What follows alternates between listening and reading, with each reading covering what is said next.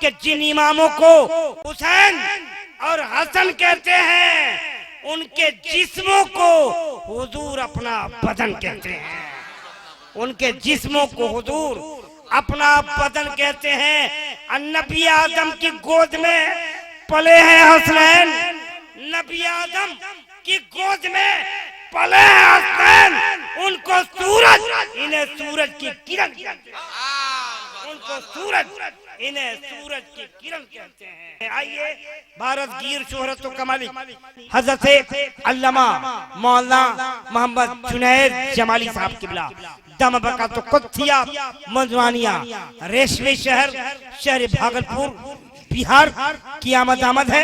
हलचल सिबानी ये कहता हुआ दावत इश्क दे रहा है कि जमी की कोख से उठ और आसमां बन जा, जमी की कोख से उठ और आसमां बन जा, शरर की गोद से उठ और गुलछता बन जा। बहुत फसूरदा है मेरा वतन मसाजिद के हजरत बिलाल सैयद कौनैन की आज़ा बन जा। दरूद पाक पढ़िए अल्लाहुम्मा सल्ली अला सय्यदना व मौलाना मुहम्मदिन बारिक वसल्लम सल्लु अलैहि सलातुम व सलामन अलैका या रसूल अल्लाह सल्लल्लाहु अलैहि वसल्लम। खैर, मैं अब इस तसव्वुर के साथ आपके सामने खिताबत का शरफ हासिल करूंगा। मेरे मुस्तफ़ा जब मक्के की सरजमीन पर कदम रंजा फरमाया, मेरे आका ने जब नबूवत का ऐलान फरमाया, कलमा पढ़ने वाले लोग बहुत कम थे उस वक्त। मेरे नबी ने जिन लोगों के सामने इस्लाम की तबलीग फरमाई, हक्कानियत का ऐलान फरमाया, उस वक्त नबी के चाहने वाले भी बहुत कम लोग थे, मानने वाले भी कम थे। मैं इसी तसव्वुर के साथ खिताबत कर रहा हूं कि अब तक तो आप हुसैनी नहीं थे, झूठ बोल रहे थे। मैं चाहूंगा कि अब कम से कम हुसैनी हो जाओ, कम से कम अब हुसैनी हो जाओ। आप दुआ फरमाए तो कुछ बातें मैं पेश कर दूं, जहन बन गया तो कुछ बातें अर्ज की जाएंगी इंशाअल्लाह ताला। आप चार मिसरे मुलाहिजा करें, उलमाए किराम दुआएं फरमा दें। अगर मिजाज बन गया तो खिताबत हो जाएगी, वरना फिर खाना पूरी होगी और फिर वापस चला जाऊंगा। हजरात, हाथ आ जाती है जन्नत या अली कहने के बाद, यहीं से आपका इम्तिहान शुरू है। देखता हूं कि हुसैनी आप आज के बाद बनना चाहते हो या नहीं। हाथ आ जाती है जन्नत या अली कहने के बाद, खुद समर जाती है किस्मत या अली कहने के बाद। हाथ आ जाती है जन्नत या अली कहने के बाद, खुद समर जाती है किस्मत या अली कहने के बाद। एक अली वाला जहां में 100 पे भारी क्यों ना हो, एक अली वाला जहां में 100 पे भारी क्यों न हो, 100 गुना बढ़ती है ताकत या अली कहने के बाद। 100 गुना बढ़ती है ताकत या अली कहने के बाद। हाथ आ जाती है जन्नत या अली कहने के बाद, खुद समर जाती है किस्मत या अली कहने के बाद। मौलाए कायनात की बात हो गई है, अब मैं चाहता हूँ मखदूमा कायनात हजरत फातिमा जहरा की भी कुछ बातें हो जाएं। आपकी तवज्जो हो तो चार मिसरे और पेश करूं। हजरत फातिमा जहरा रजी अल्लाह ताला अन्हा की हया की मिसाल दी जाती है। कौन है फातिमा जहरा? यही तो हुसैन की अम्मी जान है, सुभान अल्लाह। यही तो हसन की अम्मी जान है, सुभान अल्लाह। हजरात, यही तो मौलाए कायनात की बीवी हैं, सुभान अल्लाह। यही तो मेरे नबी के जिगर का टुकड़ा है, सुभान अल्लाह, जिसे फातिमा जहरा कहा जाता है, खातूने जन्नत कहा जाता है। आप मुलाहिजा करो, मलकुल मौत फातिमा जहरा के दरवाजे पर है तो फातिमा जहरा के घर से क्या आवाज आती है? किस वास्ते दरवाजे जहरा पे खड़े हो? किस वास्ते दरवाजे जहरा पे खड़े हो? तुमको तो इजाजत की जरूरत नहीं होती। किस वास्ते दरवाजे जहरा पे खड़े हो? तुमको तो इजाजत की जरूरत नहीं होती। बोला मलकुल मौत, कदम कैसे बढ़ाऊं? कोशिश तो बहुत करता हूं, हिम्मत नहीं होती।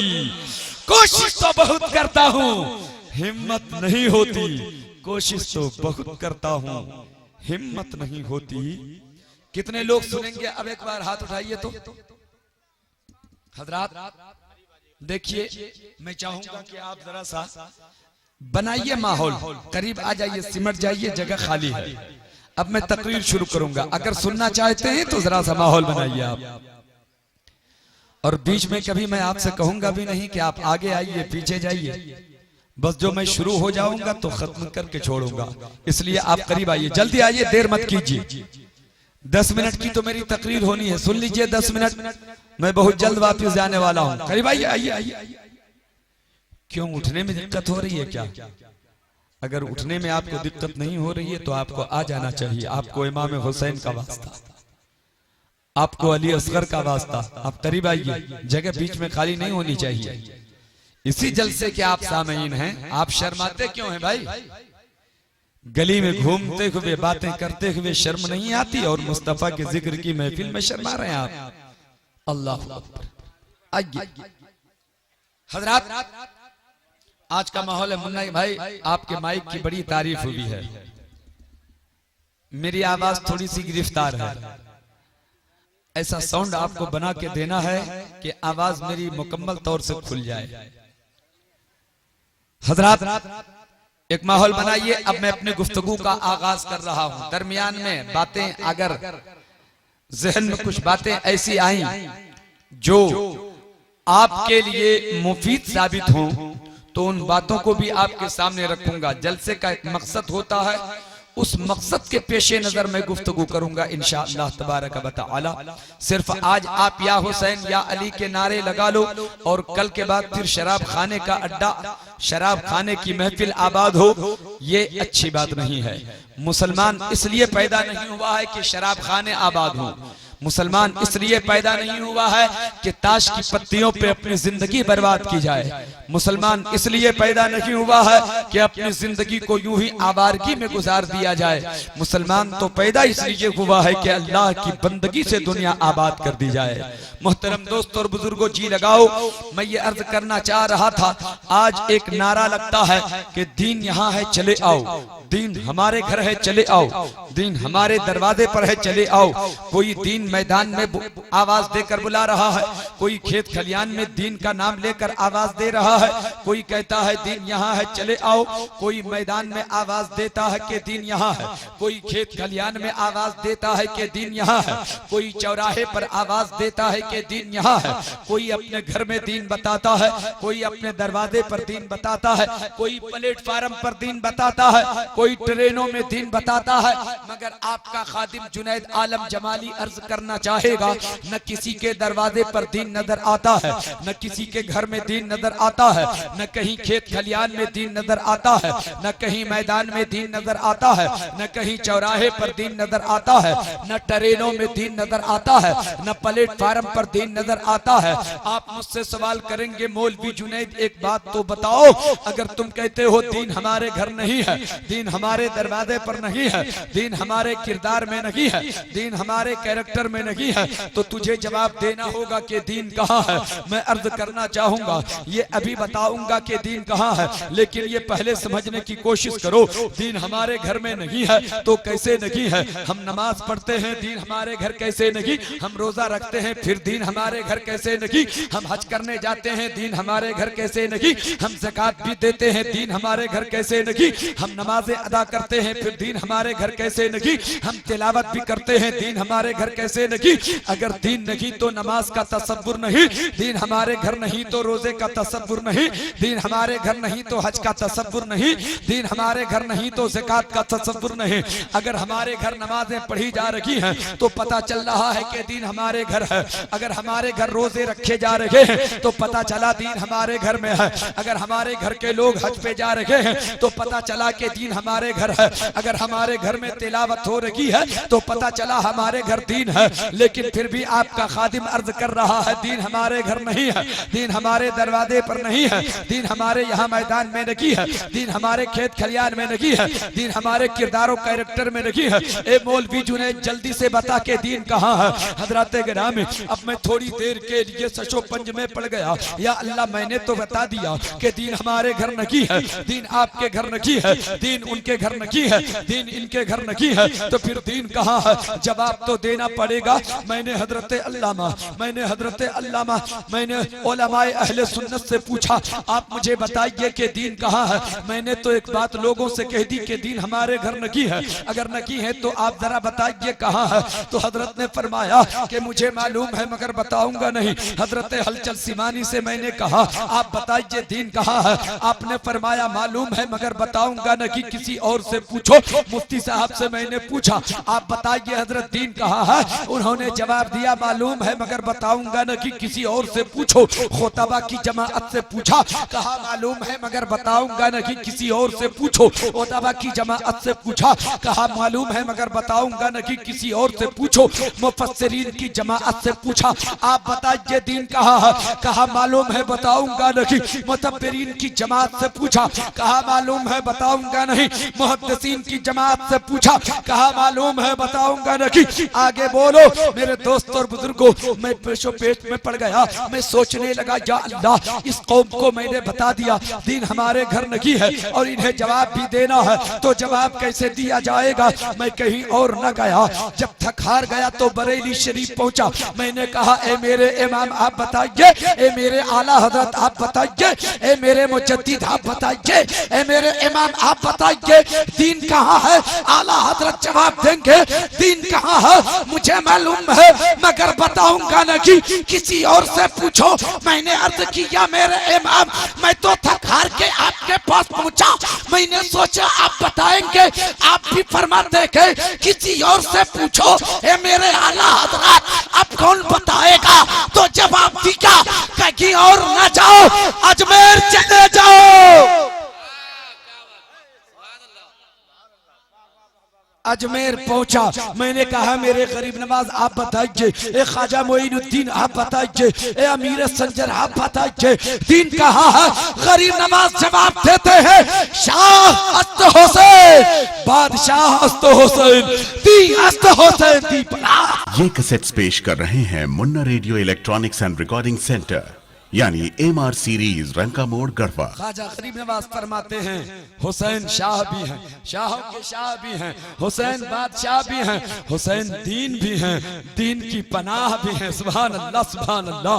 हुसैन दीन भी हैं, दीन की पनाह भी हैं। अब देखो दीन कहाँ है? हुसैन की जात दीन भी है, हुसैन की जात दीन की पनाह भी है। सुभान अल्लाह। अब जरा सा आप गौर करो, मैं जहाँ पहुँचना आप चाहते हैं वहाँ आपको मैं पहुँचा के छोड़ूंगा। ऐसा नहीं है कि बीच रास्ते में आपको छोड़ दिया। जरा करीब तो आओ तो बताऊं कि दीन कहाँ है। अब देखो दीन जाते हुसैन दीन भी है, दीन की पनाह भी है। जब हुसैन मदीने की गलियों में खेल रहे हैं, हुसैन दीन है। फातिमा की गोद में है, हुसैन दीन है। फातिमा के कलेजे से टिपटे हुए हैं, हुसैन दीन है। अली के कंधे पे है, हुसैन दीन है। नबी के पुश्ते अनवर पे सवार हैं तो हुसैन दीन है। हुसैन मदीने की गलियों में है, दीन है। हालत सजदा में है, हुसैन दीन है। हालत क़याम में है, हुसैन दीन है। हज को जा रखे के हुसैन दीन है। आप रोजे से है तो दीन है। हुसैन मदीने से चले, हुसैन मक्का पहुंचे, दीन है। मक्का से करबला पहुंचे, दीन है। हुसैन कूफा गए, दीन है। कूफा से करबला पहुंचे, हुसैन दीन है। अब करबला के मैदान में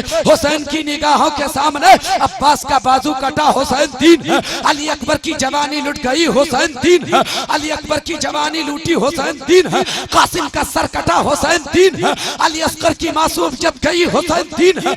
अब करबला के मैदान में हुसैन उतरते हैं, असर का वक्त है। हुसैन की गर्दन पे खंजर है, खूने हुसैन जमीन पर टपकने से पहले पेशानी के हुसैन को चूम कर कहा, ए हुसैन कल तक तो तू दीन था, आज से दीन की पनाह बन गया है, आज से दीन की पनाह। नारे तकबीर, नारे रिसालत, हजरत अल्लामा जुनैद जमाली साहब किबला। सुभान अल्लाह, सुभान। आज से दीन की पनाह बन गया है। कितनी मोहतरम है वो पीठ, कितनी मोहतरम है वो पुष्ट, जहां दीन ने पनाह लिया है, दीन ने अपनी जगह बनाई है। अब जवाब सुनो। अब जहां आप पहुंचना चाहते हो करीब आ गया हो।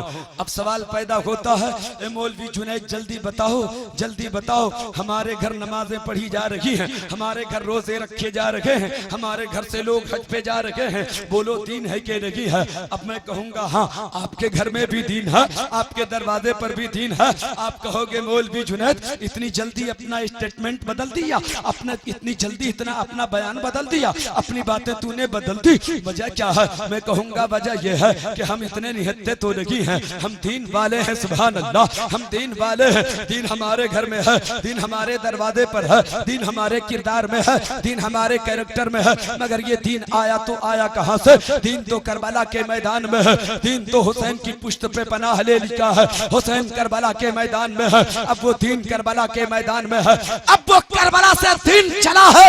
इमाम हुसैन का सदका जब बगदाद वाले गौस को मिला है तो दीन बगदाद पहुंचा है। हुसैन का सदका गरीब नवाज को मिला है तो दीन अजमेर पहुंचा है। इमाम हुसैन का सदका महबूब इलाही को मिला है तो दीन दिल्ली पहुंचा है। इमाम हुसैन का सदका जब आला हजरत को मिला है तो बरेली पहुंचा है, और जिसको बरेली वाले का दामन मिला है हमारे घर तक दीन पहुंचा है, हमारे घर तक। सुभान अल्लाह, नारे तकबीर, नारे रिसालत। आप सुनने के मूड में हैं? कितने लोग सुनेंगे? सुभान अल्लाह, सुभान अल्लाह। हजरत गिरामी, कहीं कहीं बड़ी तल्ख बातें भी मैं पेश करता हूं, आपको सुनना पड़ेगा, बर्दाश्त भी करना पड़ेगा। हो सकता है आपके मिजाज के खिलाफ कोई बात कह दूं, लेकिन बात कहूंगा वो सच्ची होगी, बातें कहूंगा वो सच्ची होंगी। सच्ची बातें कहने का आदी होना चाहिए और आपको भी सच्ची बातें सुनने का आदी होना चाहिए।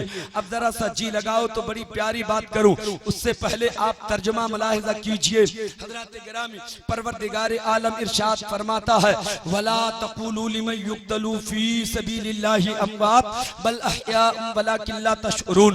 जो खुदा की राह में मारे जाएं, जो खुदा की राह में कत्ल किए जाएं, उन्हें मुर्दा ना कहो बल्कि वो जिंदा है, बल्कि वो जिंदा है। हजरत गिरामी, इस फलसफे को मैंने साले गुज़िश्ता आपके दरमियान रखा था और समझाने की कोशिश की थी कि शहीद होकर जिंदा कैसे होता है, और उसके लिए मैंने कानपुर की जामे मस्जिद का एक वाकया आपके सामने बयान किया था कि एक गुनहगार का बच्चा शहीद होकर जिंदा हो सकता है, तो नबी के घर का पाक बच्चा शहीद होकर जिंदा क्यों नहीं हो सकता है? शहीद मरता नहीं, जिंदा होता है। खुदा की राह में जान देने वाला मरता नहीं, जिंदा होता है। हजरत गिरामी, अब जरा सा जी लगाओ तो एक बात मैं आपके सामने रखूं।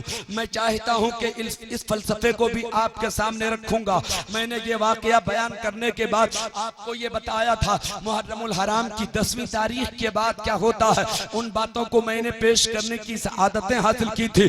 बादे करबला क्या हुआ है वो बातें आपके सामने रखा था, शहादत आपने सुन रखा था, और आज भी शहादत पर गुफ्तगू हो चुकी है। आज भी तकाजा इसी बात का है। मौलवी जुनैद, जहां तूने गुज़श्ता साल छोड़ा है वहीं से अपनी गुफ्तगू का आगाज करना। जो बातें बची हैं, जो बातें बाकी रह गई हैं, मैं उन बातों को आपके सामने रखने की सआदतें हासिल करूंगा। मैदान करबला में मुहर्रमुल हराम की 10वीं तारीख के बाद 11 मुहर्रमुल हराम को जब काफिला चला है, रात में जो वाकया गुजरा, जो बातें हुई, वो आप सबों को मालूम है। अगर साले गुज़िश्ता आप इस जलसे में आए होंगे तो आपको वो बातें याद होंगी। मैंने बयान किया था मुहर्रमुल हराम की 10वीं का दिन जब गुजर चुका था और 11वीं की रात आई थी, उसी रात मौलाए कायनात से भी हजरत ज़ैनब की मुलाकात हुई थी, और मुहर्रम की 11वीं तारीख से मुहर्रम की 10वीं तारीख से असर के बाद से सारी जिम्मेदारियां हजरत ज़ैनब ने अपने कंधे पर ले ली थी।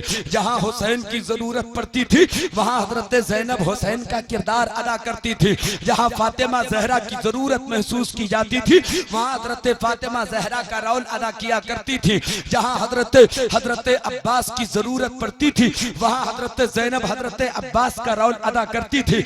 आप जुल्म के सामने आप पहाड़ बन करके आप खड़ी हो जाती थी, हाथ में टूटा हुआ खंजर अपने काफिले का चारों तरफ से पहरा देती थी, चारों तरफ घूमती रहती थी। अब मेरे काफिले को कोई तकलीफ ना पहुंचाए, अब मेरे काफिले के करीब कोई ना आए। हजरत ज़ैनब काफिले के चारों तरफ घूमती रहती थी। उस रात को बड़ा अजीब मंजर था उस रात का।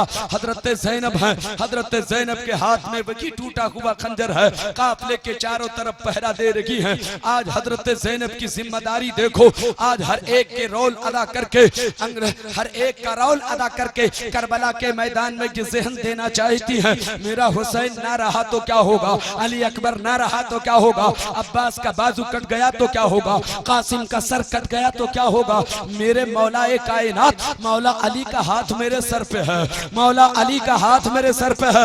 ऐ जालिमो, अब ज़ैनब तुझसे मुकाबला करेगी। अल्लाहु अकबर। जो काफिला बच गया था, जो काफिला बचा हुआ था, नबी के घराने के चंद लोग हैं, इमाम हुसैन के घराने के चंद लोग हैं। इमाम हुसैन की दो बहन है, एक का नाम हजरत ज़ैनब, दूसरे का नाम हजरत उम्मे कुलसूम। हजरत इमाम हुसैन की दो बीवियां उस काफिले में बची हुई हैं, एक हजरत उम्मे रुबाब और एक हजरत शहरबानो। इमाम हुसैन का एक बेटा ज़ैनुल आबिदीन जो बीमार की हालत में है, इमाम हुसैन की एक बेटी हजरत सकीना जो 5 साल की है, एक इमाम हुसैन का, एक इमाम हसन का बेटा, एक खातिमा हजरत फिज़ा। हजरात 14 अफराद पर मुश्तमिल ये काफिला, नूरानी काफिला करबला के मैदान में पड़ा हुआ है। अब उस काफिले के लिए उसे बज़ाहिर कोई सहारा देने वाला नहीं है, कोई उस काफिले का बज़ाहिर मददगार नहीं है, उसका मददगार बस खुदा ही है। आसमान का शामियाना है, उस काफिले में जो औरतें हैं उनके सरों से चादरें भी जालिमों ने उतार ली थी, जालिमों ने दुपट्टा तक छीन लिया था। अब जरा आप सचो तो प्यारे मुसलमानों, ये दीन हमारे घर तक जो आज पहुंचा है उन्हीं घर वालों का सदका है, उन्हीं घर वालों ने जब कुर्बानियां दी हैं तो दीन हमारे घर पहुंचा है, वरना किसकी हिम्मत थी जो दीन हमारे घर पहुंच जाता। अब सबसे दुपट्टा उतारा गया है, आंचल छीन लिया गया है। अब जरा आप सोचो, हम तो गुनाहगार, खताकार, बदकार हैं, हमारी माँ बहनों के साथ ऐसा अगर कोई सलूक करे तो हम अपने तलवार को नयाम से बाहर कर लेते हैं। जालिम तेरी गर्दन उड़ाऊंगा, मेरी माँ बहन को बुरी नजर से देखेगा, मगर वो नबी के घराने के लोग हैं जिसकी सूरत क्या, जिसके दुपट्टे को सूरज ने भी नहीं देखा था, आज जालिमों ने उसका दुपट्टा उतार लिया है। और ये सब बर्दाश्त क्यों किया? इसलिए कि दीन आपके घर तक पहुंच जाए, दीन आपके घर तक पहुंच। इतनी बड़ी कुर्बानी दी है आले मोहम्मद ने।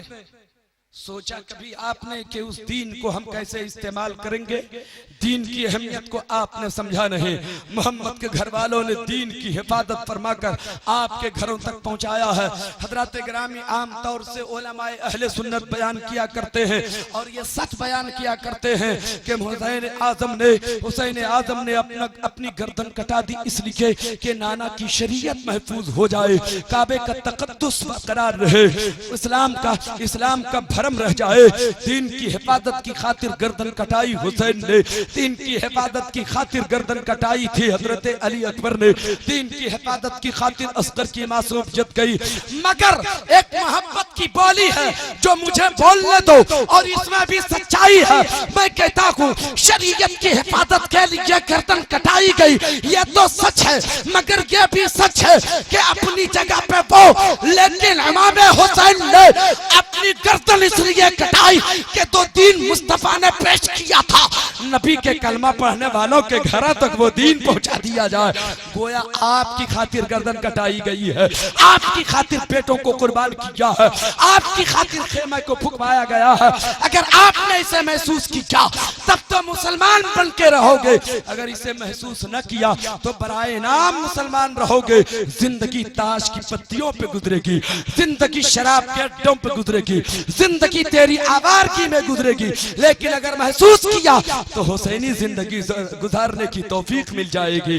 हजरात गिरामी, आप सोचो तो सही कितनी मुसीबतें गुजारी गई हैं, कितनी मुसीबतें उठाई गई हैं, तब इस्लाम हम तक पहुंचा है। अब जरा जी लगाओ ताकि बच्ची बातें आपके सामने पेश कर दी जाएं। कितने लोग सुनेंगे? एक बार हाथ उठाइए तो मैंने पहले कहा था कि कभी कभी तल्ख बातें भी आपके सामने पेश करूंगा मैं, आप तबीयत से सुनिए। अगर मेरे जहन में बात रही, अभी जहन में है, लेकिन चूंकि मैं दूसरी तरफ जाना चाहता हूं, अगर वो बात याद रही तो पलट के यहाँ आऊंगा और वो बातें जरूर पेश करूंगा मैं। उलमाए किराम बस दुआओं का सहारा दे दें, चूंकि मेरा जहन इस वक्त मुंतशिर है, थोड़ा सा जहन उलझन में पड़ा हुआ है। हजरत गिरामी अल्लाह की बारगाह में दुआ है, मौला अपने हबीब के सदक़े में मेरी नानी मोहतरमा को की मग़फ़िरत फरमाए और करवट करवट जन्नतुल फिरदौस में जगह अता फरमाए। हजरात आप भी दुआ फरमा दीजिए। मैं अर्ज कर रहा था, अब 11 मुहर्रमुल हराम को वो नूरानी काफिला जो बचा हुआ था, अहले हरम का वो काफिला, नबी के घर वालों का काफिला जो 14 अफराद पर मुश्तमिल है, अब काफिला वहां से निकलना चाहता है। करबला से काफिला निकलता है, कूफा के लिए रवाना किया जाता है।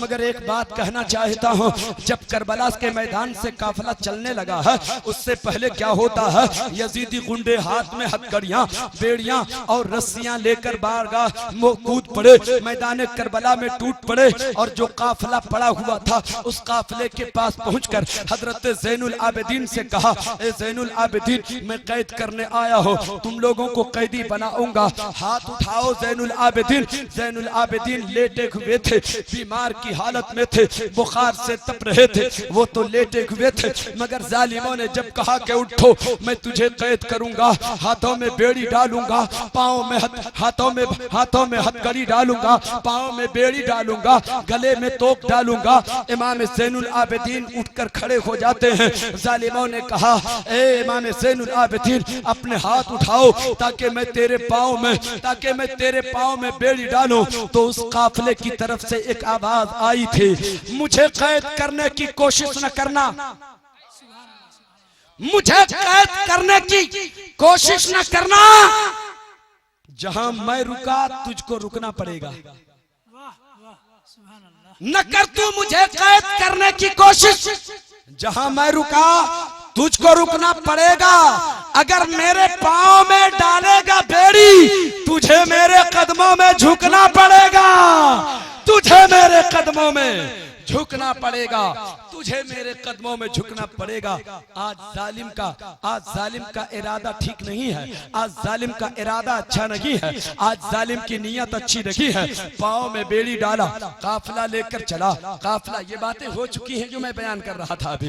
हजरात काफिला अब मदीने, अब वहां से काफिला करबला से चला है, ये बात भी मैंने बताया है। और काफिला जब वहां से चला, रास्ता तय करता हुआ कूफा के करीब पहुंचा। और कूफा के करीब पहुंचने में बहुत सारी बातें सामने आई थी जो मैंने साले गुज़िश्ता बयान किया। और फिर एक मौका ये भी आया कि इमाम हुसैन का सर जिस नेज़े पर था, वो नेज़ा अचानक जमीन में गड़ गया और तो वो काफिला रुक गया, ठहर गया। तो फिर जालिमों ने देखा क्यों काफिला रुका है, पता किया तो पता ये लगा कि इमाम हुसैन ने जवाब दिया, यानी सरे हुसैन से आवाज आई थी कि सुनो सुनो, इसलिए मैं रुक गया हूँ कि मेरी बेटी सकीना को जालिमों ने दुर्रे मार मार कर जमीन पर गिरा दिया है और वो पीछे पड़ी हुई है। तो हजरत ज़ैनब वहां से चली और हजरत सकीना को तलाश करके लाई। हजरत गिरामी, ये भी मैंने बयान किया था, और जो बयान किया था मैं ताज़ा इसलिए कर रहा हूँ, वाकया बयान नहीं कर रहा हूँ मैं, वरना अच्छा खासा वक्त चाहिए। ताज़ा इसलिए कर रहा हूँ कि सारी बातें आपके जहन में उतर जाएं। अब वो काफिला फिर वहां से आगे बढ़ा, कूफा के करीब पहुंचा तो कूफा के बाहर काफिले को रोक दिया गया। और जब रोका, शहर की सजावट हो गई तो फिर उस काफिले को अंदर लाया गया। फिर ये नूरानी काफिला इब्ने ज़ियाद के दरबार में पहुंचा। इब्ने ज़ियाद ने इमाम हुसैन के लबे मुबारक के साथ अपनी छड़ी से गुस्ताखी करना शुरू किया। तो हजरत ज़ैनब ने फिर ललकार कर इब्ने ज़ियाद को कहा था कि जालिम, तुझे ये नहीं मालूम कि जिस लब को तू अपनी छड़ी से मार रहा है, ये वो लब है जिसे मुस्तफा चूमा करते थे, जिसे आका चूमा करते थे, साकी कौसर चूमा करते थे, सरदार अंबिया जिसे चूमा करते थे। जालिम, हटा अपनी छड़ी को वरना कयामत आ जाएगी। हजरत गिरामी, उस वक्त इब्ने ज़ियाद ने कूफा में उस वक्त जमा होने वाले लोगों से कहा था कि अमीरुल मोमिनीन ने ऐसा किया वैसा किया, मतलब गलत बयान करना शुरू किया। तो हजरत ज़ैनब को जलाल आया और खड़ी होकर के खिताब फरमाया था, आपने एक बलबला अंगेज तकरीर की थी, एक कूफा वालों, ये जालिम तुझे क्या बताएगा कि मैं कौन हूँ, ये मेरा सही तारुफ नहीं करा पाएगा, ये झूठ बोलकर तुझे बरगलाएगा। मुझसे सुनो मैं कौन हूँ बताता हूँ, मैं बताती हूँ मैं कौन हूँ, मैं बताती हूँ। अपना तारुफ खुद कराती हो, अपनी पहचान खुद कराती हो, अपना इंट्रोडक्शन खुद कराती हो। जब हजरत ज़ैनब ने अपना तारुफ कराया था, अपनी पहचान बताई थी, आले मोहम्मद की फजीलत बयान की थी, मुस्तफा जाने रहमत के घर वालों की तारीफ की थी, और ये कहा था कि ये वो लोग हैं जिसे कैदी बनाया है जालिमों ने, ये वो लोग हैं जिसके कब्जे में जन्नत है। सुभान नारे तकबीर, नारे रिसालत, या शहीदे करबला, या मगर शहीदे शायद करबला। इन जालिमों को जन्नत की जरूरत नहीं है। हजरत ज़ैनब के इस जुमले के बाद कूफा के लोग रोने लगे, दहाड़े मार मार कर रोने लगे। तो हजरत ज़ैनब ने कहा था, जालिमो रो रहे हो, खूब रो लो, खूब रो, तेरे रोने से तेरे गुनाह छुप नहीं सकते, मैदान क़यामत में नाना जान के सामने हिसाब तो देना पड़ेगा। हजरात बहरहाल ये भी बातें हो गई थी, मैंने तफसील तो नहीं की। अब सुनिए, अब उस काफिले को कूफा के कैद खाने में इब्ने ज़ियाद ने कहा कि अब कूफा के कैद खाने में इस काफिले को रख दिया जाए। चुनांचे 34 दिनों तक वो नूरानी काफिला कूफा के कैद खाने में बंद रहा। हजरात जरा सोचो तो सही, कूफा के उस कैद खाने में रखा गया जहां ये समझना मुश्किल था कि दिन कब निकल आया, रात कब आ गई, सूरज कब निकल रहा है, सूरज कब गुरूब हो रहा है, कुछ पता नहीं चलता। उस अंधेरे कैद खाने में नबी के घर वालों को रखा गया। 34 दिन के बाद 18 सफरुल मुज़फ्फर को वो काफिला अब कूफा से फिर चलता है। अब कैद खाने से निकालने का हुक्म होता है। यजीद का हुक्मनामा पहुंचा कि अब उन लोगों को कैद खाने से निकालो और शाम की तरफ रवाना करो। हजरात अभी आप कोई लज्जत महसूस नहीं कर रहे होंगे, मैं चाहता हूं कि जल्दी से आपको करीब पहुंचाऊं जहां से आज नई बातों का आगाज होगा। हजरात अब कूफा से काफिला चला है, यजीद का हुक्मनामा पहुंचा, काफिला अब निकलता है कैद खाने से।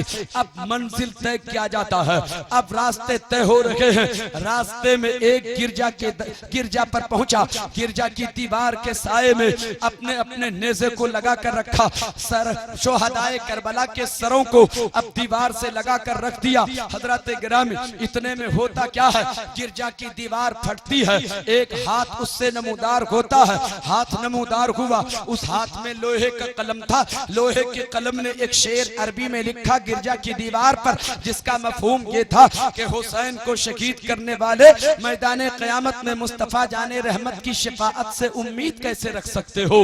इतना जो देखा उन जालिमों ने, यजीदियों ने कहा जल्दी यहाँ से भागो। अब वहां से फिर काफिला चला है, यजीदी भी चले। मोहतरम दोस्तों, दूसरी शाम एक ऐसी जगह पे फिर वो काफिला पहुंचता है जहाँ फिर गिरजा ही नजर आता है। अब गिरजा के करीब जैसे पहुंचे तो यजीदियों ने देखा जिस शेर को उस गिरजा की दीवार पर लोहे के कलम ने लिखा था, आज वो शेर तो यहाँ पहले से लिखा हुआ नजर आ रहा है। यजीदियों ने पादरी से पूछा, उस गिरजा के पादरी से पूछा, ये शेर यहाँ किसने लिखा और कब से लिखा और क्यों लिखा। तो पादरी ने कहा, इन सब सारे सवालों का जवाब देना मेरे लिए कोई जरूरी नहीं है, मगर तू बता कि तुम लोग कौन हो, तुम लोग कौन हो। कहा नहीं, पहले हमें जवाब दीजिए कि ये शेर किसने लिखा और कब लिखा।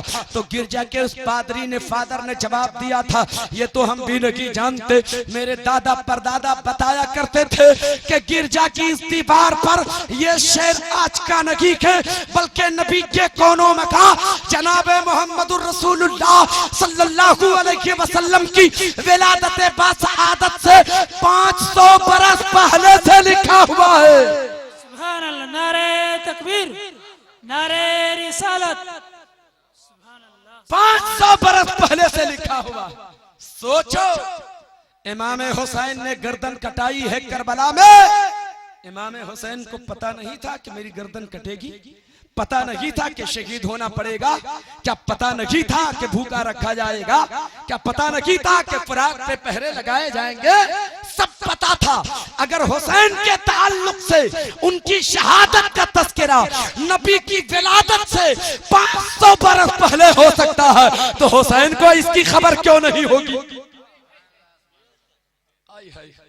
सब पता होने के बाद हुसैन ने पूरा घराना लुटा दिया। क्यों? ताकि दीन आपके घर तक पहुंच जाए, इस्लाम आप तक पहुंच जाए, शरीयत मोहम्मदी आपके घरों तक पहुंच जाए।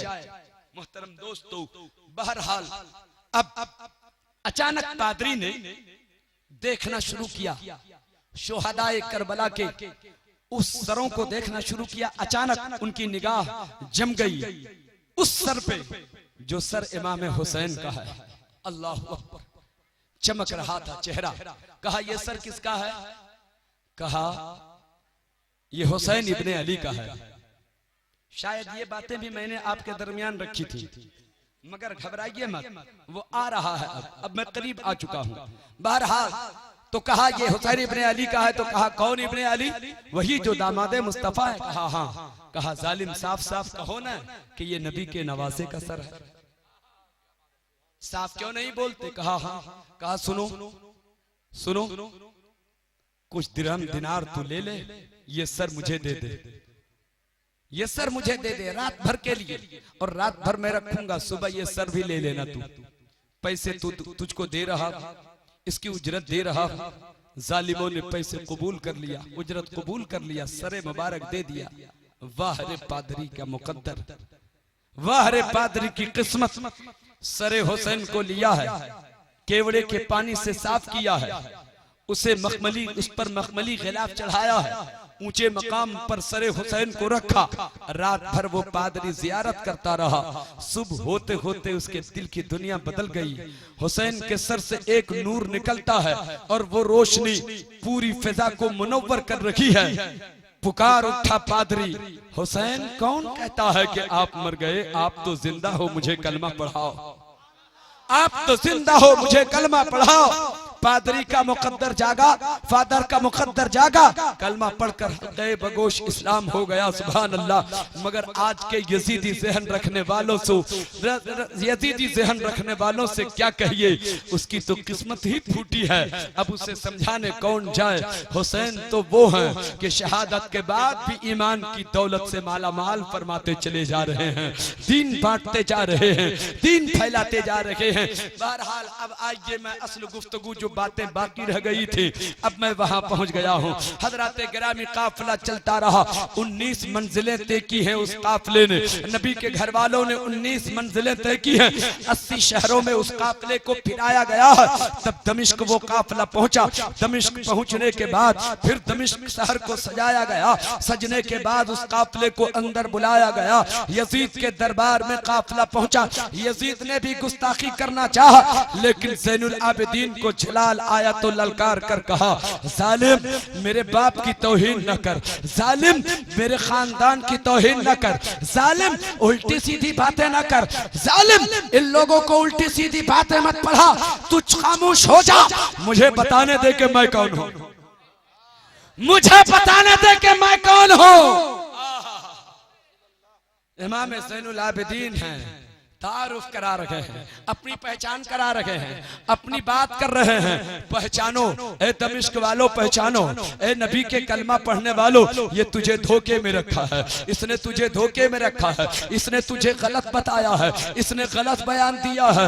मैं बताता हूँ मैं कौन हूँ। इमाम ज़ैनुल आबिदीन ने अपना तारुफ कराया है, नबी के खानदान वालों का तारुफ कराया है। यजीद वही ढेर हो जाता है। यजीद के वजीर ने कहा, सुनिए जल्दी से बात खत्म कीजिए, इन लोगों को यहाँ से किनारे कीजिए वरना हुकूमत खतरे में है। आनन फानन यजीद झुंझला करके अपने सिपाहियों को हुक्म दिया कि जल्दी से कैद खाने में इसे रखो। चुनांचे अब नबी के उस घर वाले के काफिले को फिर दमिश्क के ऐसे कैद खाने में रखा जहाँ ये समझना मुश्किल था कि दिन कब आया है, रात कब आई है, घुप अंधेरा है। वो कैद खाने में रखा गया। हजरात अब सुनिए मेरी बात, मुद्दतों उस उस कैद खाने में नबी के घर वाले ने गुजारा है। अब उस कैद खाने में न ठीक से खाना मिलता है, न सही से पानी मिल रहा है, भूखे रह रहे हैं, थोड़ी सी प्यास बुझती है, थोड़ी सी भूख भी मिटती है, ज्यादा न खाना मिलता है न ज्यादा पानी मिलता है। अब गौर से मेरी बातों को सुनिएगा, वो नबी के घर वाले हैं जो कैद खाने में पड़े हैं, आजादी लगी है, कैद खाने के अंदर है, गुजर रखी है जिंदगी, इबादत में गुजर रखी है, रियाजत में जिंदगी गुजर रखी है, तिलावत में जिंदगी गुजर रखी है, तहज्जुद वहाँ भी अदा की जा रखी है, वहाँ भी इशराक की नमाजें अदा हो रखी है, वहाँ भी चाश्त की नमाजें अदा हो रखी है। हजरत ज़ैनब नमाज के कभी गाफिल नहीं रहती, नमाज पर नमाज पढ़ती जा रही है। ज़ैनुल आबिदीन भी उसी काफिले में है, उसी कैद खाने में है। हजरत सकीना भी वही है, ज़ैनुल आबिदीन भी वही है, हजरत ज़ैनब भी वही है। एक रोज हजरत सकीना जो इमाम हुसैन की 5 साल की बेटी है, उसने हजरत ज़ैनब को देखा कि बैठ करके नमाज अदा कर रखी है। नमाज खत्म होने के बाद हजरत सकीना ने फूफी जान से पूछ लिया, ए मेरी फूफी जान, आज से पहले कभी आपको बैठकर नमाज अदा करते न देखा, आज आप क्यों बैठकर नमाज अदा करिए हैं, आज आपने क्यों बैठकर नमाज अदा की है? हजरत ज़ैनब का आप जवाब सुनो। हजरत ज़ैनब जवाब देती है, ए बेटी क्या बताऊं, मेरी हड्डी अब सोख्ता हो चुकी है, ए मेरी बेटी अब जिस्म के अंदर सलाहियत नहीं है, अब जिस्म में ताकत नहीं है कि खड़े होकर के मैं नमाज अदा कर सकूं। इन जालिमों ने ठीक से खाना भी नहीं दिया है, भूखा रखा जा रहा है, प्यासा रखा जा रहा है, अब इतनी ताकत नहीं कि खड़े होकर नमाज अदा की जाए। ए हुसैन के चाहने वालों, ए हुसैन के मानने वालों, ए नबी से मोहब्बत कदम भरने वालों, मुझे एक बात बताओ, आपको तो किसी ने कैद नहीं किया है, आपके गले में तो किसी ने रखी डाला है, आपके हाथों में किसी ने हथकड़ी नहीं डाली है, आपके पाँव में किसी ने बेड़ी नहीं डाली है। वो नबी के घर वाले हैं कि कैद खाने में बंद है, कैद होने के बाद भी खुदा की बंदगी नहीं छूटती है। आप आजाद होकर भी बंदगी नहीं करते, आप आजाद होकर भी इबादत नहीं करते। वो नबी के घर वाले हैं जो कैद होने के बावजूद नमाज नहीं छोड़ते, सजदा नहीं छोड़ते, तिलावत नहीं छूटती। हम कैसे हुसैनी हैं, हमारी नमाजें छूटती चली जा रही हैं, हमें कोई फिक्र नहीं होती, हमें कोई ख्याल नहीं होता। आप याद रखना, आप ये मत सोचना मौलवी जुनैद बुलाया गया है इसीलिए कि ये बातें पेश करें और चले जाएं, मगर खुदा की कसम याद रखना, इन बातों के लिए नहीं बुलाया गया हूँ कि कहूँ और चला जाऊं, बल्कि ये एहसास दिलाने का मकसद भी लेकर आया हूँ कि आप मुसलमान हो, एक मुसलमान की जिंदगी जैसे गुजरनी चाहिए वैसी जिंदगी आपकी गुजरनी हो, गुजरती तो बड़ी ही अच्छी बात होती। आज आप बहुत शिकायत करते हो, आप आज शिकवा करते हो, मौलाना साहब क्या बताऊं, उलमाए अहले सुन्नत की दुआएं चाहता हूं, अगर आपकी इजाजत हो तो एक गोशा मैं इन लोगों के सामने पेश करूं। आज हमारी बेअमली, आज हमारी बेतरतीबी, आज हमारी बेशर्मी, आज हमारी बेहयाई, आज हमारी आवारगी हमें ये बता रही है कि तुम परेशान हो तो तेरी बेअमली का नतीजा है, तुम्हारी कचफिक्री का नतीजा है। अगर कोई जालिम तुझ पे जुल्म कर रहा है तो तुम्हारी बदअमली का नतीजा है। आओ, हमने कौन सा ऐसा फरमान है मुस्तफा का जिस पर हमने अमल किया है? कोई ऐसा फरमान दिखाओ आप जिस पे चल के दिखा रहे हो। नबी के किस फरमान पे आपका अमल हो रहा है मुझे बताओ। नबी के कौन से कहने पे आप मानते चले जा रहे हो मुझे जरा सा बताओ। सिर्फ ये कि हम कलमा पढ़ने वाले हैं, दिन भर में शायद आप एक बार कलमा भी नहीं पढ़ते होगे। कैसे नबी के गुलाम हो जी, कैसे नबी के मानने वाले हो जी, एक बार भी दिन भर में कलमा तक नसीब नहीं होता। हजरात आओ जी लगाओ, एक बात मैं अर्ज करूं, उलमाए अहले सुन्नत ने अगर दुआओं का सहारा दिया तो एक बड़ी प्यारी बात अर्ज करूं। हजरात ये बात यहीं पे अभी रोकता हूं, यहीं से फिर आगाज करूंगा। गौर से सुनिएगा, उहुद की लड़ाई है, उहुद की जंग है। उहुद के मैदान में नबी के कौनो का जनाबे मोहम्मद रसूलुल्लाह सल्लल्लाहु तआला अलैहि वसल्लम ने जंग तरतीब दिया। आप गौर से सुन रहे हैं भाई? सुभान अल्लाह, कितने लोग सुन रहे हैं? हाथ उठाएं तो जरा। सुभान अल्लाह। मेरे मुस्तफा ने जंग तो तरतीब दिया। तारीख हबीब इलाह की बात कर रहा हूँ, जो बात मैं पेश कर रहा हूँ ये तारीख हबीब इलाह में है, जंग का नक्शा है। मेरे मुस्तफा ने जंग को तरतीब दिया।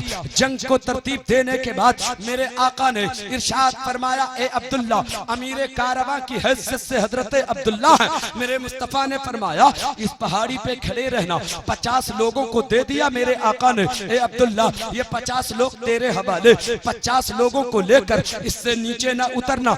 जंग का नक्शा चाहे जो भी हो, फतेह हो या शिकस्त हो, उससे कोई बहस नहीं है। जंग का नक्शा चाहे जैसे भी सामने हो, लेकिन इस पहाड़ी से नीचे नहीं उतरना है। उस वक्त तक नीचे नहीं आना है, इस दर्रे से नीचे उस वक्त तक नहीं आना है जब तक कि तेरे नबी का दूसरा फरमान तुम तक ना पहुंच जाए। अब तब तक तुम नीचे ना उतरना। वहीं से एक रास्ता निकला हुआ है, वहीं से एक रास्ता निकला हुआ है, वहीं से एक घाटी निकली हुई है हजरात। और फरमाया मेरे आका ने इस घाटी पे हमेशा नजर रखना अब्दुल्ला, देखते रहना, इससे नीचे भी ना उतरना और इस रास्ते पे हमेशा नजर रखना। हजरात गिराम, मेरे मुस्तफा ने जंग की तरतीब दे दी है और मुस्तफा जाने रहमत वहां से रुखसत होते हैं। अब जंग का नक्शा बदलता है। थोड़ी ही देर में जंग का मैदान, अब जंग का मैदान है। थोड़ी ही देर में क्या देखते हैं कि मुसलमानों को फतह है। सुभान अल्लाह, मुसलमान फातिह कहलाए। फतह का झंडा हर तरफ लहराया जा रहा है। मुसलमानों को फतह और दुश्मनों को शिकस्त। अल्लाहु अकबर, सुभान अल्लाह, सुभान अल्लाह। जालिमों को शिकस्त हो गई, मुसलमानों ने फतह का झंडा लहराया। अब सब लोग इत्मीनान हो गए। सब जब मुतमईन हो गए तो 2-3 लोगों ने कहा, ए अब्दुल्ला, अब तो जंग खत्म हो चुका है, अब तो जंग का खात्मा हो चुका है, अब तो फतह हम लोगों को हासिल हो चुकी है।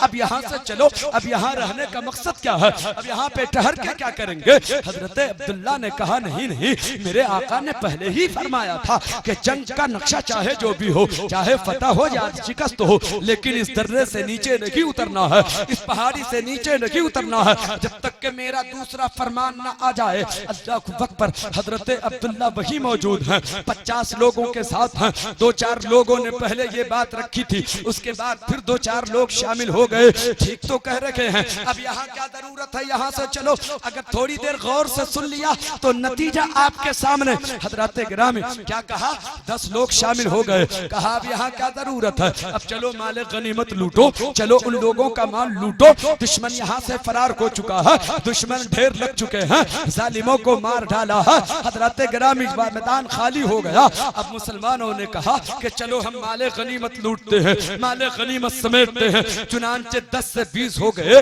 20 से 25 हो गए, 25 से 30-35 हो गए, यहाँ तक के 45 लोग एक तरफ हो गए। अब्दुल्ला 5 लोगों को लेकर एक तरफ है। 45 लोगों की राय ये हुई कि चलो अब इस दर्रे पर कोई काम नहीं है, इस पहाड़ी पर अब कोई जरूरत नहीं है, अब यहाँ से चलो माले गनीमत समेटो। मगर अब्दुल्ला है 5 लोगों को लेकर उसी पहाड़ी पर मौजूद रहे।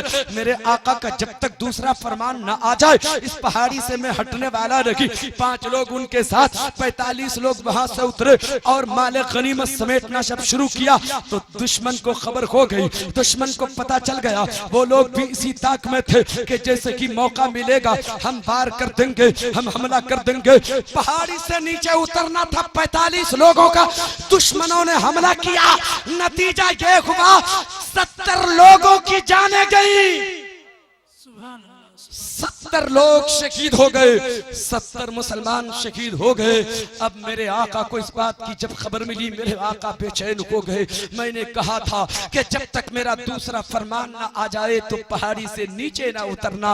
आए मेरे आका, अफसोस का इजहार फरमाया। कहा अब्दुल्ला, मैंने कहा था कि नीचे ना उतरना, ये क्या कर दिया या रसूल अल्लाह। मैं तो नहीं उतरा, मेरे 5 साथी नहीं उतरे, वो लोग उतर गए। मैंने बहुत रोका। मेरे आका ने अफसोस का इजहार फरमाते हुए फिर फरमाया, इंशाअल्लाह ताला एक एक का बदला लूंगा। अल्लाहु अकबर, एक एक का बदला लूंगा। सुभान अल्लाह। मेरे मुस्तफा की जुबान से एक जुमला निकला है, एक लफ्ज निकला है, एक एक का बदला लूंगा। यहीं पर रुककर मैं एक बात आपके सामने रखना चाहता हूँ।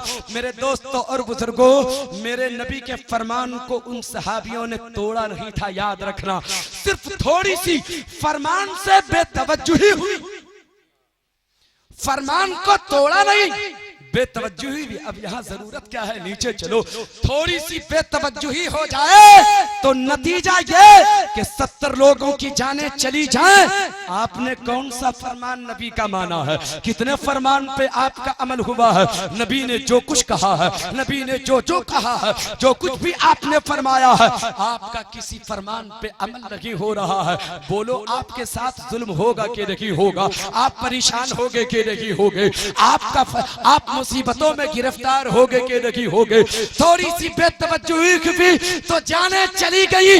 अगर आपकी जान सलामत है तो ये करम है परवरदिगार का,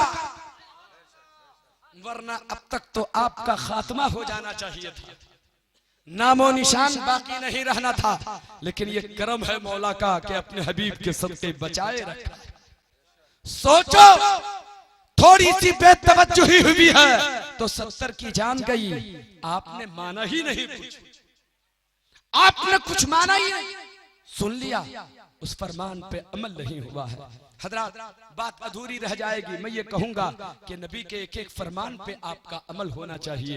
बेनमाजी बन के मत रहो मेरे यारो, बेनमाजी बन के मत रहो, झूठे बन के मत रहो, फरेबी बन के मत रहो। हुसैन फरेबी नहीं है, हुसैन फरेबी नहीं थे, हुसैन दगाबाज नहीं थे, हुसैन झूठे नहीं थे। अगर वो सच्चे थे, अगर वो सच्चे थे तो आपको भी सच्चा बन के रहना चाहिए। यजीदी किरदार अपनाने की जरूरत नहीं है। धोखा तो यजीदी दिया है, यजीदियों ने दिया है, फरेब तो यजीदियों ने दिया था। हुसैन ने फरेब नहीं दिया, हुसैन ने सच्चाई का ऐलान किया। आपको भी सच्चाई का ऐलान करना चाहिए, आपको मस्जिद आबाद करना चाहिए, आपको भी सजदों से अपनी पेशानी को आबाद करना चाहिए। बात कहां से कहां चली। मेरे आका ने फरमाया एक एक का बदला लूंगा। फतेह मक्का के मौके से मेरे आका जब मक्का शरीफ जाते हैं, मेरे आका ने सोचा चलो सुलह का अगर कोई मौका आ जाए, अगर सुलह का कोई रास्ता निकले तो कर लिया जाएगा। हजरात जरा सा गौर कीजिएगा जो मैं कहना चाहता हूँ। उलमाए अहले सुन्नत मिंबरे नूर पर बड़ी जिम्मेदारी के साथ मेरे एक एक लफ्ज को पकड़ रहे हैं और वो जान रहे हैं कि ये मौलवी गलत बोल रहा है या सही बोल रहा है। और बड़ी मेहनतों के बाद उन जुमलों को आपकी समाअतों के हवाले करना चाहता हूँ। हजरत गिरामी सुनिए, मेरे आका की मौजूदगी में खबर आई कि एक आपका गुलाम है, आपका एक मानने वाला है जो पहाड़ के दामन में तलवार लेकर खड़ा है और वो दुश्मनों को मारता जा रहा है, कुफ्फार को मारता जा रहा है, मुशरिकीन की गर्दन उड़ाता चला जा रहा है। मेरे आका ने फौरन एक शख्स को बुलाया और फरमाया कि जाओ जल्दी से उसे कहना कि मुस्तफा जाने रहमत बुला रहे हैं, आका तुझे बुला रहे हैं। वो शख्स वहां से चला है, गौर से सुनिएगा, वो शख्स वहां से चला है, चला तो था जरूर मगर वहां तक पहुंचा नहीं। तब तक दूसरा शख्स आया, या रसूल अल्लाह वो तो मारता चला जा रहा है, वो तो ढेर लगाता जा रहा है, वो तो गर्दन उड़ाता जा रहा है। मेरे आका को जलाल आया। मेरे आका ने फरमाया दूसरे शख्स से तुम जाओ और जल्दी से उसका हाथ पकड़ के लेके आओ और कहो कि आका बुला रहे हैं। हजरात वो दूसरा शख्स पहुंचा, हाथ पकड़ के लेकर आया, नबी की बारगाह में वो शख्स पहुंचा। या रसूल अल्लाह मेरे माँ बाप आप पर कुर्बान, क्या हुक्म है सरकार? मेरे आका इरशाद फरमाते हैं, मैंने कहा था कि कत्ल करना, मैंने कहा था कि तू खून बहाना, मैंने मक्का में खून बहाने तो नहीं कहा था, मैंने किसी की गर्दन उतारने तो नहीं कहा था, मैंने किसी का खून बहाने तो नहीं कहा था, मैंने किसी की गर्दन उड़ाने के लिए तो नहीं कहा था। या रसूल अल्लाह कहा तो नहीं था आपने, कहा तो नहीं था आपने। या रसूल अल्लाह अच्छा मैंने जब भेजा बुलाने के लिए तो तू आया क्यों नहीं? कहा या रसूल अल्लाह मुझ तक कोई पहुंचा ही नहीं था तो आता कैसे? या रसूल अल्लाह मेरे आका सोचने लगे, या अल्लाह मैं भेजा था वो पहुंचा क्यों नहीं? बुलाओ उस शख्स को, वो क्यों नहीं गया था?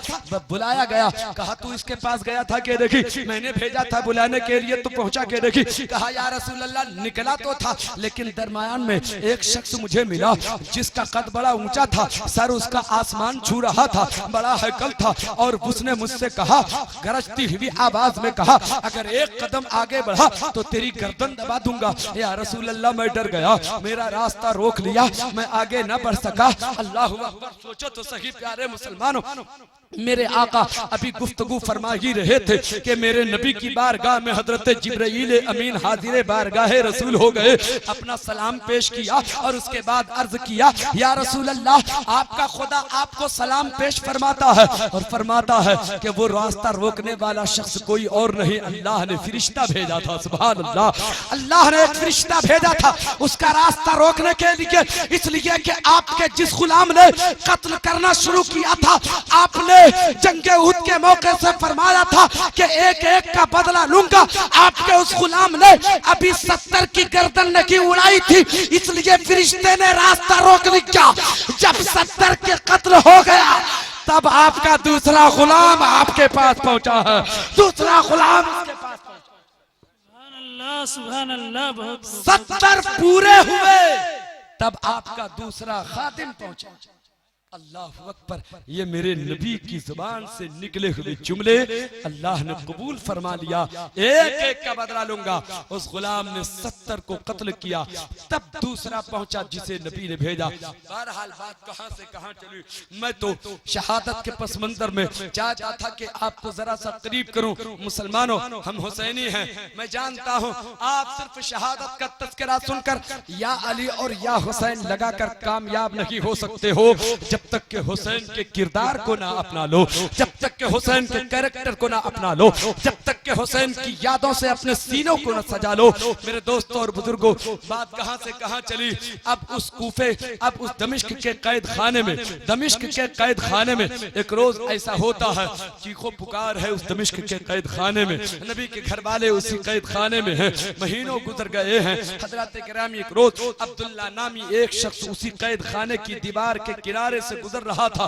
चीखें बुलंद हो रखी थी, आवाज आ रखी थी, कोई सिसकियां ले रहा है, कोई हिचकियां ले रहा है, कोई आवाज दे रहा है। हजरत ज़ैनब से हजरत सकीना कह रही थी, ये परिंदों की आवाजें, ये क्या कह रहे हैं, परिंदे क्या बोलते हैं। हजरत ज़ैनब ने अपनी बेटी सकीना से कहा, अपनी भतीजी सकीना से कहा, ये परिंदे हैं जो अब शाम होने के बाद अपने घरों को जा रहे हैं, अपने बच्चों से मिलने जा रहे हैं, और कोई बच्चे हैं तो अपने माँ बाप से मिलने जा रहे हैं, अपने घोंसले में परिंदे जा रहे हैं। हजरत सकीना ने कहा, फूफी जान, हम अपने बाबा से मिलने कब जाएंगे, हम अपने घर कब जाएंगे। कैद खाने में है, 5 साल की सकीना है, हुसैन की बेटी, मगर कैद खाने में है। हजरात, ये आपकी खातिर कैद खाने को कबूल किया गया है, आपकी खातिर वहाँ भूख बर्दाश्त की जा रही है, आप ही की खातिर तो प्यासा रखा गया था। हजरात, याद रखना, हजरत सकीना के जुमले जब निकले तो अब्दुल्ला नामी शख्स जो गुजर रहा था वहीं ठहर गया,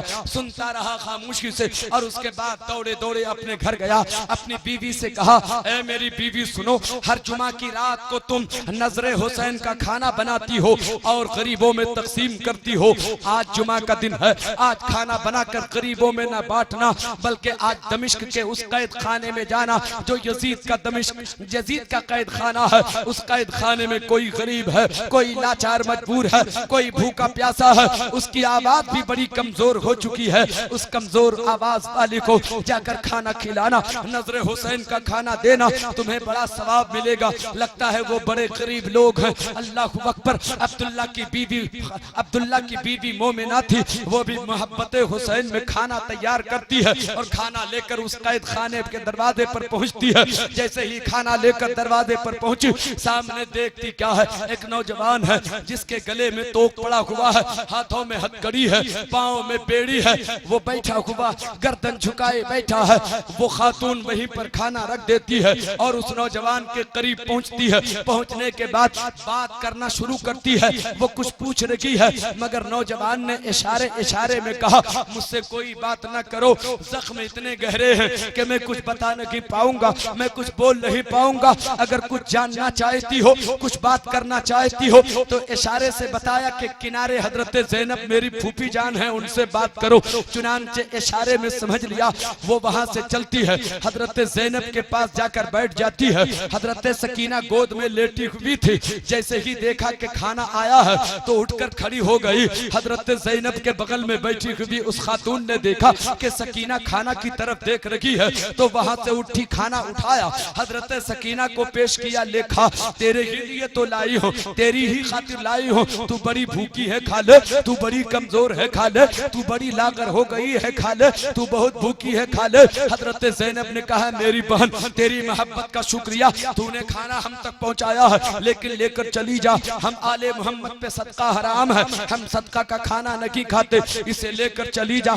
उस खातून ने जवाब दिया था बीबी ये सदका का खाना नहीं, नजरे हुसैन का खाना है, इसे आप भी खाइए ताकत आ जाएगी, इसे आप भी खाइए बीमार है तो शिफा मिल जाएगी, इसे आप भी खिलाइए, इन बच्चों को भी खिलाइए, फौरी तौर पर कामयाबी मिलेगी, फौरी तौर पर ताकत आ जाएगी, फौरी तौर पर रूहानी ताकत मिलेगी, इसे खाइए। कहा क्या नजरे हुसैन का खाना, क्या मकसद, ये नजरे हुसैन का खाना कैसा होता है। अब उसने अपनी कहानी शुरू की है, गौर से सुनिएगा, मोहब्बत से सुनिएगा मोहतरम दोस्तों और बुजुर्गों। अब वो अपनी बात बताती है कि मैं अपनी बाप की अकेली बेटी थी, अपने बाप की अकेली बेटी थी, एकलौती बेटी। मैं एक बार बीमार हो गई, डॉक्टरों ने ला इलाज कह दिया है, हकीमों ने ला इलाज कहा, तबीबों ने ला इलाज कहा, अब इसका इंतकाल हो जाएगा, लेकर घर चला जा, ए बेटी के बाप लेकर घर चला जा, अब इसकी रूह निकल जाएगी, ये ला इलाज हो चुकी है, अब इसकी बीमारी खत्म नहीं होगी। मेरा बाप मुझे लेकर घर आया,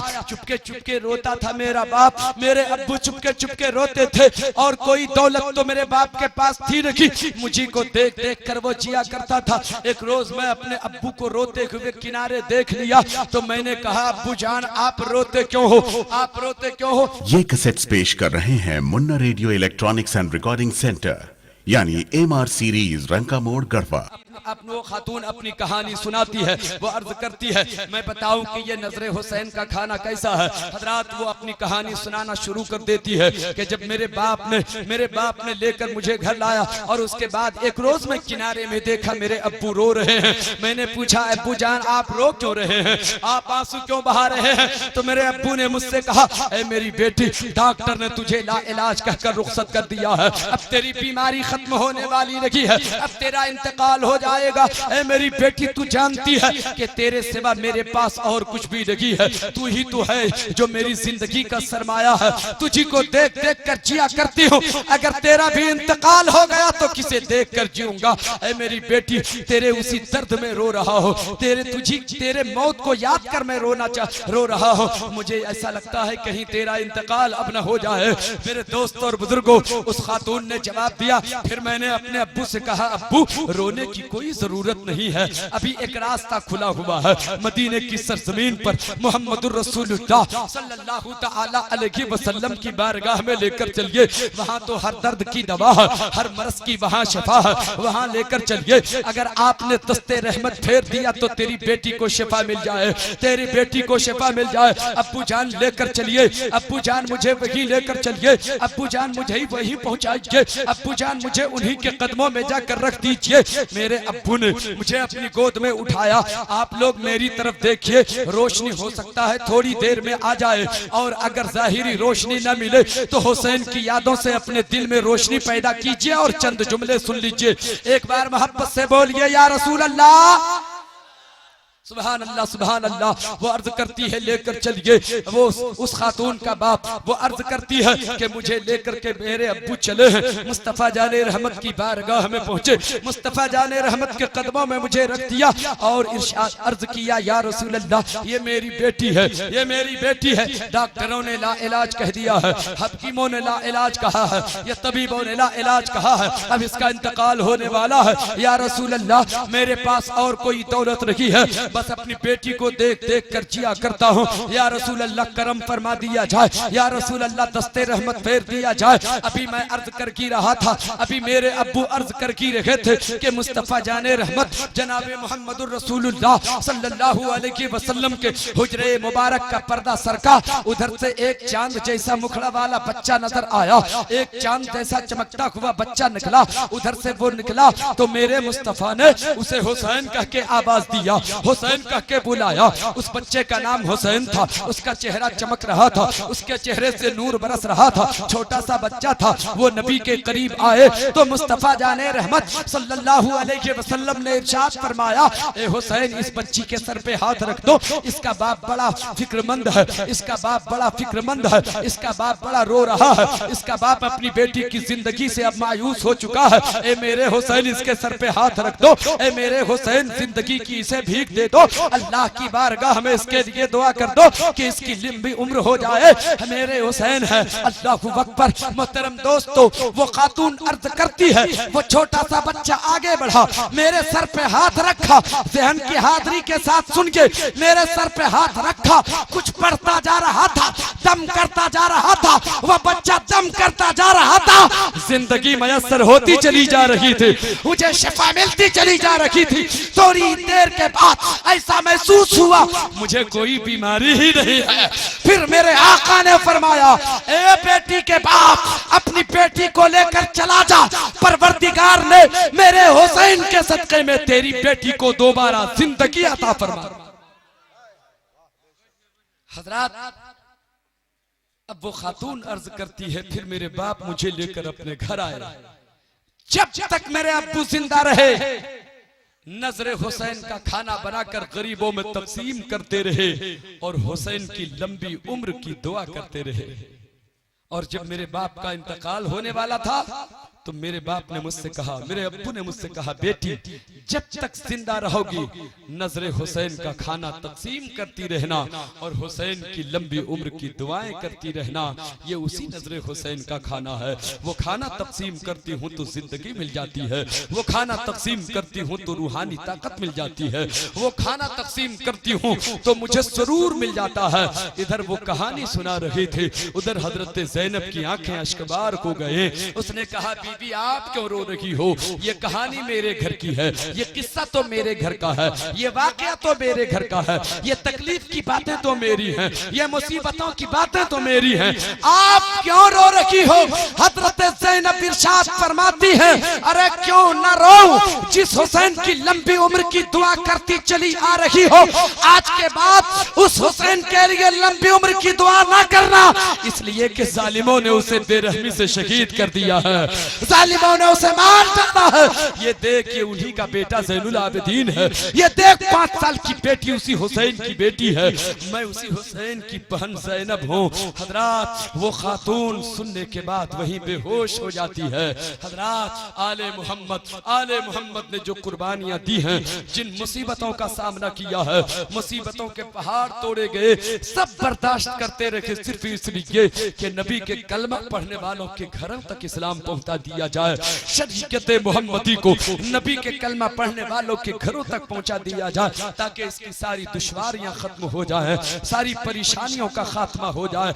मगर हमें इस बात का एहसास नहीं है कि कुर्बानी हमारी खातिर दी गई है, गर्दनें हमारी खातिर कटाई गई है, खेमा हमारी खातिर फुकवाए गए हैं। हजरात, आज तो आपसे अगर कहा भी जाता है कि हुसैन सजदा करते करते दुनिया से रुखसत हुए थे, तुम सजदे किया करो, जहां वक्त मिल जाए सजदे कर लो, जब वक्त आ जाए नमाज का सजदे कर लो, तो बड़ा कहते हैं लोग, फैशन के तौर पे कह दिया करते हैं, मौलाना साहब दीन पर चलना बड़ा मुश्किल है, दीन पर चलना बड़ा मुश्किल है। अल्लाह को अकबर, सोचो तो जरा, दीन पर चलना मुश्किल हो गया, नमाज के लिए कहा गया आपसे तो कहते हो दीन पर चलना बड़ा मुश्किल है, सच बोलने कहा जाता है तो कहते हो दीन पर चलना बड़ा मुश्किल है, शराब से रुकने को कहा जाता है तो कहते हो दीन पर चलना बड़ा मुश्किल है, फरेब देने से रोका जाता है तो कहते हो दीन पर चलना बड़ा मुश्किल है, मस्जिद को आबाद करने कहा जाता है तो कहते हो कि दीन पर चलना बड़ा मुश्किल है।